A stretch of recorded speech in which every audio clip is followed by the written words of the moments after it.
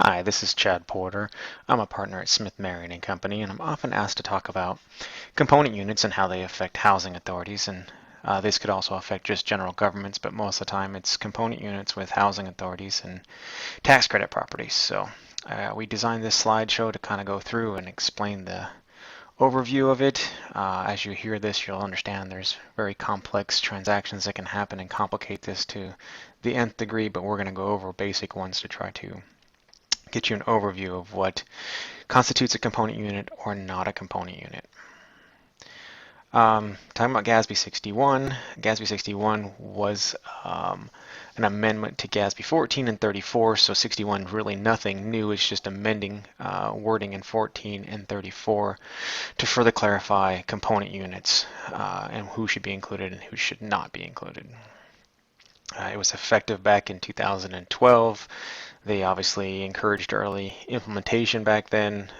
We're talking about nothing new here, but with housing authorities going into red, lots of people are now talking about component units as we go through them.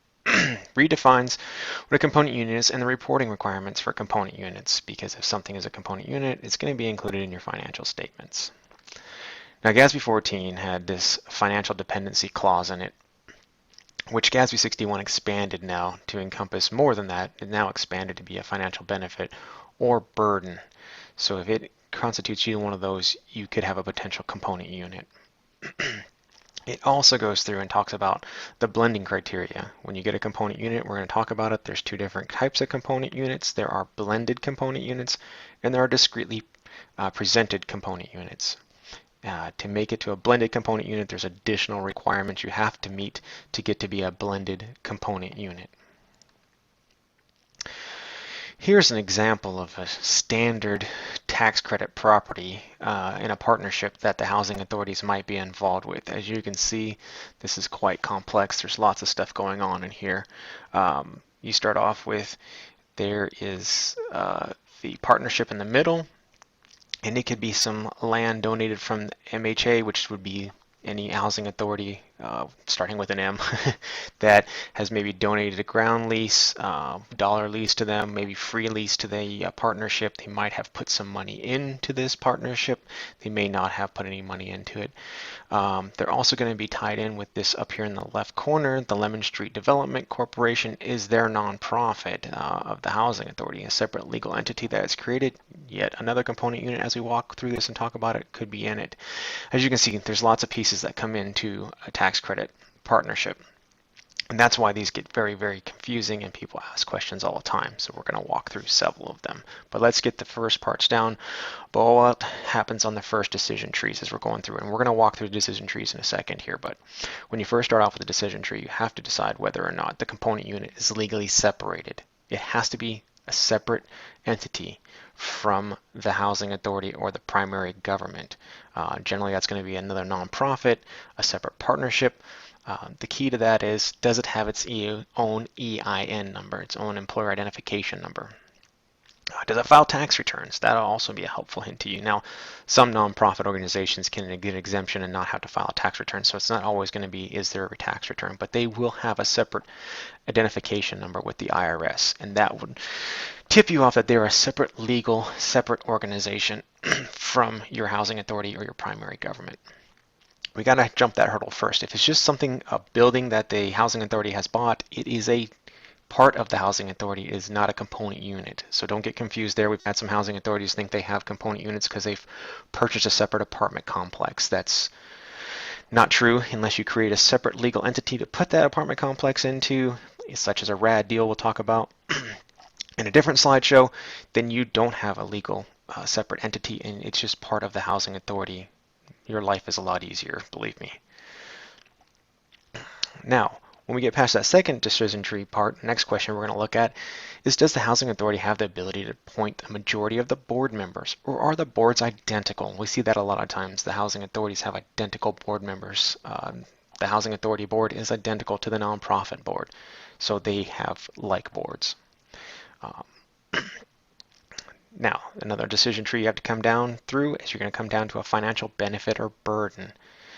Does the primary government have a financial accountability? If it has any one of these things, it appoints its board members. It has its ability to oppose its will on the organization. Those are kind of essentially hand in hand. If you're making the entire board up, you're appointing them, then you have the ability to impose your will on the organization. Or is there a potential liability for financial benefits or burdens? Are you providing funding to the nonprofit or the partnership? Are you providing loans to those organizations? That's going to create a financial benefit or burden on the entities involved. Board override. If the component unit is fiscally dependent on the primary government, and the primary government is potentially liable for financial benefit or burdens, the board requirement is not necessary. You don't have to have both of those on the previous slide. If you're financially responsible for this entity, it's going to be a component unit. If you have to cover deficits, if you're ultimately on the hook if this entity gets into financial trouble, you're going to have a component unit, whether or not you have the exact same boards or even have board members. Financial benefit or burdens. Any one of the following can create a financial benefit or burden. The primary government can access the organization's resources. Can it buy and sell the property inside the entity at its will? If the boards are identical, generally they can. The board can just decide to sell off the entity, can decide to cease operations. Is the primary government legally obligated for the financial deficits? A lot of entities will have these written into the partnership agreements where another entity is financially responsible. If there's a deficit, the partnership will go to one of the partners and obtain financial support to cover those deficits. Are you that entity? Because that would make you a component unit. Primary governments are obligated in some other manner for the debt of the organization. Guarantor, co-signer. Sometimes the debt's taken out in the nonprofit or the housing authority's name and then loaned to the entity from one of the two of them. So then you're on the same, you're responsible for that debts for that organization. And the final one is the management override. If the criteria is met or would be misleading to exclude the organization, in management's opinion, the entity is a component unit. So if we get down through this, and we're talking about some of these, how some are very clear-cut and some are not very clear-cut. If management feels it would be misleading to leave this component unit out of its financial statements because of the relationship it has or the transactions it's conducted, it's recommended to bring it in as a component unit and explain that management feels it would be misleading for the following reasons, and bring that into your entity. Now, once we've decided it's a component unit, that's what we were trying to get through on all those questions there, we came to the conclusion it's a component unit. We have to decide whether it's blended or discretely presented. Two different presentations in your financial statements. So this is an important decision to look at. The first decision is that GASB starts off with, you are a discretely presented component unit unless you can meet certain criteria to become a blended component unit. To become a blended component unit, it must meet specific requirements to move into that column. There's 3 tests to be blended. The first, the organization governing body, substantially the same as the primary government. This is that word, the item where the imposing its will. If the identities of the organizations are seamless, the board members of one are the same board members of the others, you're going to meet the blending criteria. Or if you provide services entirely to the primary government, if the sole purpose of this component unit is to provide services to the primary government, then it's going to be a blended component unit. Generally, that's your internal service funds. It's not going to relate to our public housing authorities, but the internal service funds provide direct services only to its primary government. It doesn't do anything outside of that, and those become blended component units. And then if the component unit's total debt is outstanding is expected to be repaid by resources of the primary government, then of course, again, that's another one that will create a blended component unit. You only have to meet one, not all 3 of those. After you blend them, there are some note disclosures required. You have to give a brief description of the relationship of the component unit to the primary government. You kind of want to walk through that decision tree we just did and explain to the reader of the financial statements how you arrived at the component unit status. They have the same board, they are financially benefit or burden is there.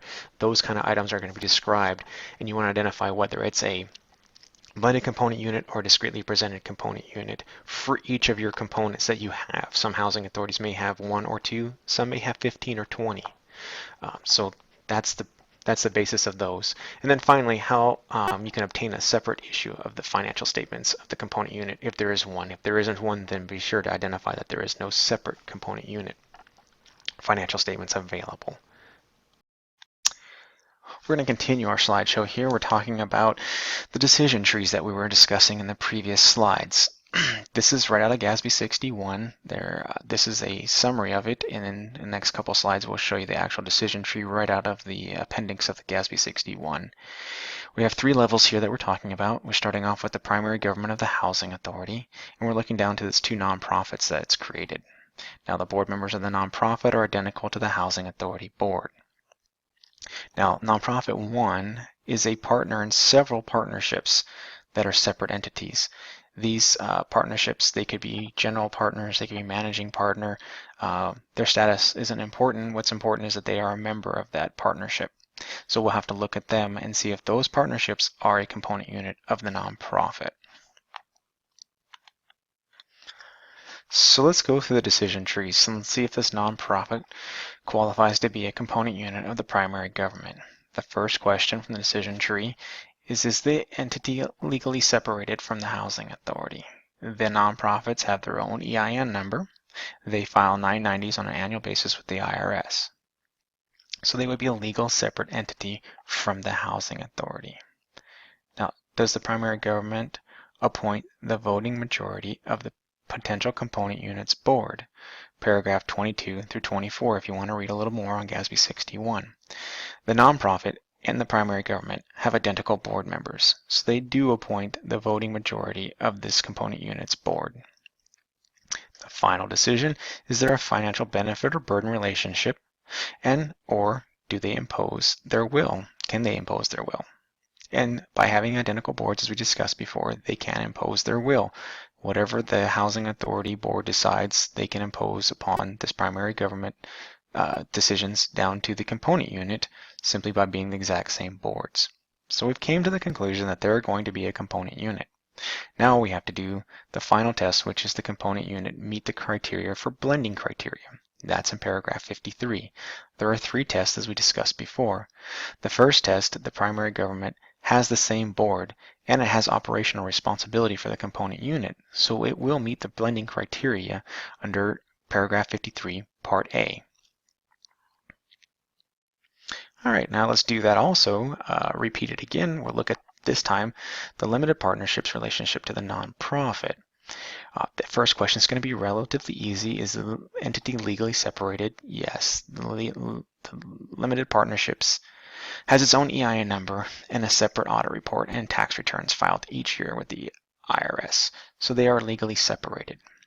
However, when we get down to the next question, does the primary government, the nonprofit, appoint the voting majority of the potential component units board? Well, the nonprofit does not appoint a voting majority because there's only going to probably be 2 partners. The nonprofit is probably a 0.01% owner, so they're not going to have a voting majority on the board. Generally, you're talking apples and oranges when you're talking about a corporation nonprofit versus the board's going to be the same for a limited partnership who are going to have multiple partners inside of them. So generally, you're going to fail this test. You're going to come over here and look at this final part. Does the potential component unit meet the financial benefit or burden rule or that fiscal dependency test? In this example that we were looking at, we went actually into the partnership agreement, and that's how you're going to have to make these decisions, is reading the partnership agreement. And in the paragraph 21B of this partnership agreement that we were reading, there was a financial dependency on the nonprofit who had to cover any shortfalls or oversee the daily operations of the entity. So they're managing this limited partnership and they are responsible for any shortfalls. They will make loans, they will kick in subsidies to cover this limited partnership. A lot of times we'll see other ones where the housing authority will provide to the nonprofit operating subsidies that are also then provided down to the limited partnership on an annual basis. They may have a public housing subsidy that they're pouring into this component unit. These type of transactions are going to create financial benefit or burden and are going to create a component unit relationship. Now, we've decided again at this point, we've came to the conclusion that they're a component unit, but we have to do the test for the blending versus discretely presented. They're not going to pass the first test because they're not going to have identical boards. They're probably not going to test paragraph B because they're not going to be providing services solely to the primary government, and they're probably not going to have all of their debt guaranteed or use the resources of the nonprofit to pay their debt.